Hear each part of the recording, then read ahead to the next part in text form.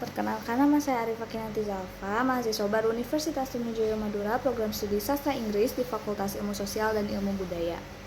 Saya berkesempatan mengikuti kuliah umum bersama membangun masa depan Indonesia yang disampaikan oleh Dr. Agus Harimurti Yudhoyono, MP, MPA, MA.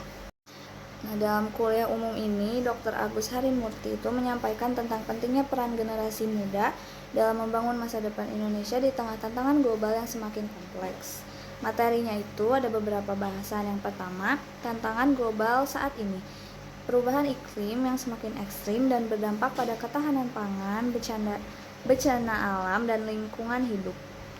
Selanjutnya yang kedua, ada tantangan Indonesia di saat ini. Ketimpangan ekonomi dan pemerataan pembangunan yang belum merata, kualitas sumber daya manusia yang harus terus ditingkatkan untuk bersaing di era global, korupsi, masalah birokrasi, dan lemahnya penegakan hukum yang masih menjadi penghambat kemajuan bangsa. Ketiga, ada masa depan dan peran generasi muda. Yaitu Indonesia memiliki potensi besar dengan bonus demografi jika generasi mudanya berpendidikan, kreatif, dan inovatif. Kolaborasi antar elemen bangsa diperlukan untuk menghadapi tantangan global termasuk transformasi digital dan ekonomi hijau.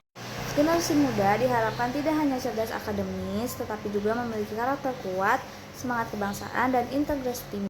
Dr. Agus juga menekankan bahwa membangun masa depan Indonesia tidak bisa dilakukan sendiri-sendiri, tapi dibutuhkan kerjasama antara pemerintah, masyarakat, dan generasi muda untuk mewujudkan Indonesia yang maju, adil, dan berkelanjutan.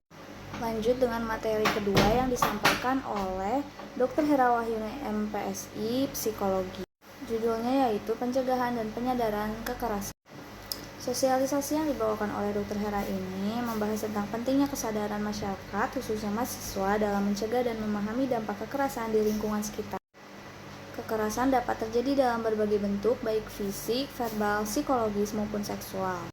Poin-poin yang pertama adalah definisi kekerasan. Kekerasan adalah setiap tindakan yang menyebabkan kerugian fisik, emosional, maupun psikologis kepada orang lain.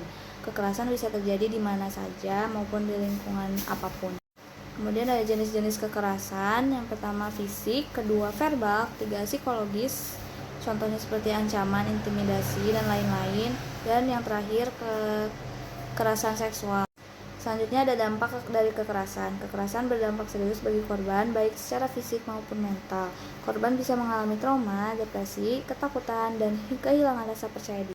Selanjutnya ada upaya pencegahan kekerasan. Yang pertama, meningkatkan kesadaran dan keberanian untuk melapor jika melihat atau mengalami kekerasan. Terus, menciptakan lingkungan yang aman, saling menghormati, dan tidak diskriminatif. Selanjutnya, edukasi tentang kekerasan sejak dini untuk mencegah terulangnya perilaku tersebut. Kemudian, langkah penyadaran dan penanganannya. Yang pertama, mengedukasi masyarakat tentang tanda-tanda kekerasan. Kedua, mendukung korban dengan memberikan bantuan psikologis dan hukum. Ketiga, menghubungi pihak berwenang atau lembaga terkait seperti konselor, psikologi, atau pihak kepolisian bila diperlukan. Sosialisasi ini menekankan bahwa mahasiswa memiliki peran penting dalam menjaga agen perubahan untuk mencegah kekerasan, dimulai dari diri sendiri, lingkungan kampus, hingga masyarakat luas. Kesimpulannya, kekerasan adalah masalah serius yang dapat menimpa siapa saja. Melalui sosialisasi ini, serta memahami bahwa pencegahan dan penyadaran adalah langkah awal untuk menciptakan lingkungan yang aman dan sehat.